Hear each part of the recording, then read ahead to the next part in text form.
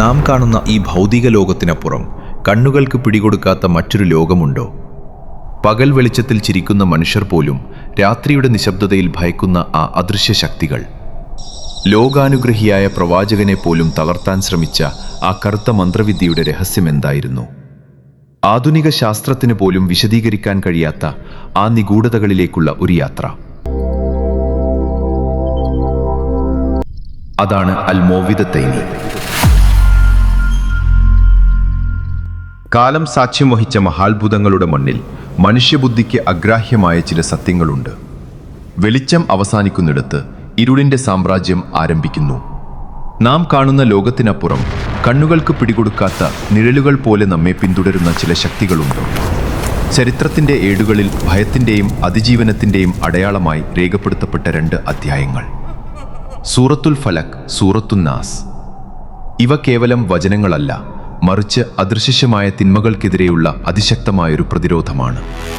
ഈ പൊരുളുകളിലേക്ക് നമുക്കിറങ്ങിച്ചെല്ലാം. ഹിജറയുടെ 7-ാം വർഷം മദീനയുടെ ശാന്തതയിൽ ഒരു അസ്വസ്ഥത പടർന്നു. ലബീദ് ഇബ്നുൽ ആസം എന്ന മന്ത്രവാദി പകയുടെ കനലുകൾ ഉള്ളിലൊളിപ്പിച്ച് ഒരു ഗൂഢതന്ത്രം മെനഞ്ഞു. 11 കെട്ടുകളുള്ള ഒരു നൂൽ. ഈന്തപ്പനയുടെ പൂക്കുലയ്ക്കുള്ളിൽ ഒളിപ്പിച്ച ആ കെട്ടുകളിൽ ആവാഹിക്കപ്പെട്ടത് തിന്മയുടെ ആഴക്കടലായിരുന്നു.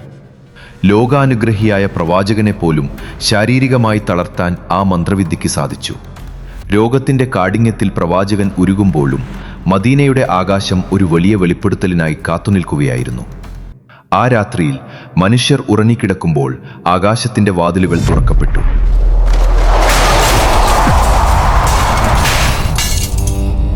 അതാ വരുന്നു അള്ളാഹുവിന്റെ ദൂതൻ.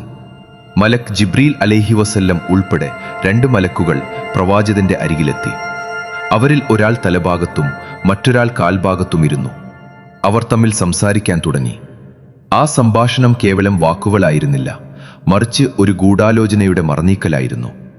ഒരാൾ ചോദിച്ചു, അള്ളാഹുവിന്റെ പ്രവാചകർക്ക് എന്ത് സംഭവിച്ചു? മറ്റൊരാൾ മറുപടി നൽകി, പ്രവാചകർക്ക് സിഹ്റേറ്റിരിക്കുന്നു. ആരാണ് അത് ചെയ്തത് എന്ന ചോദ്യത്തിന് കൃത്യമായ മറുപടി വന്നു: ലബീദ് ഇബ്നുൽ ആസം എന്ന ജൂതൻ. തുടർന്ന് ആ മന്ത്രവസ്തു എവിടെയാണ് ഒളിപ്പിച്ചിരിക്കുന്നതെന്ന് അവർ വെളിപ്പെടുത്തി. ദർവാൻ എന്ന കിണറ്റിലെ ഒരു വലിയ കല്ലിനടിയിൽ ചീപ്പിന്റെ പല്ലുകളിലും മുടിയിഴകളിലും കെട്ടുകളിട്ട നിലയിൽ അതവിടെയുണ്ട്. ആ അദൃശ്യ വെളിപ്പെടുത്തലിലൂടെ തിന്മയുടെ വേരുകൾ എവിടെയാണെന്ന് ലോകമറിഞ്ഞു. മാലാകമാർ വിടവാങ്ങിയതോടെ പ്രവാചകൻ ഉണർന്നു. അവിടുന്ന് അലി റളിയല്ലാഹു അൻഹുവിനെയും അമ്മാർ റളിയല്ലാഹു അൻഹുവിനെയും വിളിച്ച് ആ കിണർ വറ്റിക്കാൻ ആവശ്യപ്പെട്ടു. ആഴമേറിയ ആ കിണറ്റിലെ വെള്ളം മൈലാഞ്ചി വെള്ളം പോലെ ചുവപ്പായി മാറിയിരുന്നു. കല്ലിനടിയിൽ നിന്ന് കണ്ടെടുക്കപ്പെട്ട ആ വസ്തുവിൽ 11 കെട്ടുകളുണ്ടായിരുന്നു. ഓരോ വചനം ഓതുമ്പോഴും ഓരോ കെട്ടുകൾ അഴിഞ്ഞു.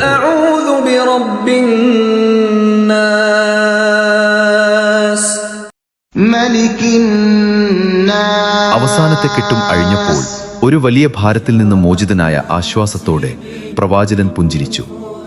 അന്ധകാരം വെളിച്ചത്തിന് വഴിമാറിക്കൊടുത്തു. ഫലക്, പുലർച്ചയുടെ പിളർപ്പ്. ഇരുട്ടിനെ കീറി മുറിച്ച് പുറത്തുവിടുന്ന പ്രകാശം. പ്രപഞ്ചനാഥൻ നമ്മോട് കൽപ്പിക്കുന്നത് അഭയം തേടാനാണ്. എന്തിൽ നിന്ന്? സൃഷ്ടികളിലെ തിന്മകളിൽ നിന്ന്, രാത്രിയുടെ അന്ധകാരത്തിൽ നിന്ന്, കെട്ടുകളിൽ ഊതി മന്ത്രവാദം ചെയ്യുന്നവരിൽ നിന്ന്, അസൂയാലുക്കളുടെ കണ്ണേറിൽ നിന്ന്. ഹസദ് അഥവാ അസൂയ എന്ന വികാരം എത്ര ഭീകരമാണ്! ഒരു മനുഷ്യന്റെ വളർച്ചയിൽ വെറുപ്പ് തോന്നി നാശത്തിനായി പ്രാർത്ഥിക്കുന്നവന്റെ ആ തിന്മയെ പ്രതിരോധിക്കാൻ ഈ വചനങ്ങൾ കവചമാകുന്നു. പുറത്തെ തിന്മകളേക്കാൾ അപകടകരമാണ് നമുക്കുള്ളിലെ തിന്മകൾ. സൂറത്തു നാസ് നമ്മെ നയിക്കുന്നത് മനുഷ്യരിലേക്കും ജിന്നുകളിലേക്കുമാണ്. കന്നാസ്, പതുങ്ങിയിരുന്ന് ദുർമന്ത്രണം നടത്തുന്നവൻ. അവൻ വരുന്നത് പുറത്തുനിന്നല്ല, നമ്മുടെ ചിന്തകളിലൂടെയാണ്.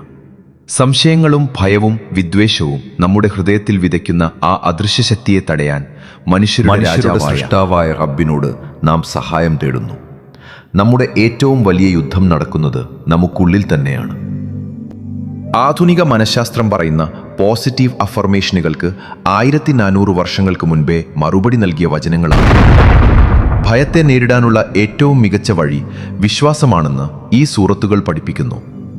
ഒരു മനുഷ്യൻ ഉറങ്ങുന്നതിനു മുൻപും ഉണരുമ്പോഴും ഈ വചനങ്ങൾ ഉരുവിടുമ്പോൾ അവന്റെ ഉപബോധ മനസ്സിന് ലഭിക്കുന്ന സുരക്ഷിത ബോധം ചെറുതല്ല. ഇത് കേവലം മതാചാരമല്ല, മറിച്ച് മനസ്സിനെ കരുത്തുറ്റതാക്കാനുള്ള ഒരു ആത്മീയ ചികിത്സ കൂടിയാണ്. ഇരുട്ടും വെളിച്ചവും തമ്മിലുള്ള പോരാട്ടം അവസാനിക്കുന്നില്ല. എന്നാൽ നമ്മുടെ കയ്യിൽ ഈ വചനങ്ങളുണ്ടെങ്കിൽ ഏത് ഇരുട്ടിനെയും ഭേദിക്കാനുള്ള വെളിച്ചം നമ്മൾക്ക് കൂട്ടുണ്ടാകും. പ്രതിസന്ധികളിൽ തളരുമ്പോൾ, അദൃശ്യമായ ഭയം നമ്മെ പിടികൂടുമ്പോൾ ഈ കവാടം നിങ്ങൾക്കായി തുറന്നു കിടക്കുന്നു. പ്രപഞ്ചനാഥന്റെ സംരക്ഷണമെന്ന ആ മഹാകവചത്തിലേക്ക് നമുക്ക് മടങ്ങാം. അൽ മുഅവ്വിദത്തൈനി. ഇവ അജയ്യമായ വചനങ്ങളാണ്.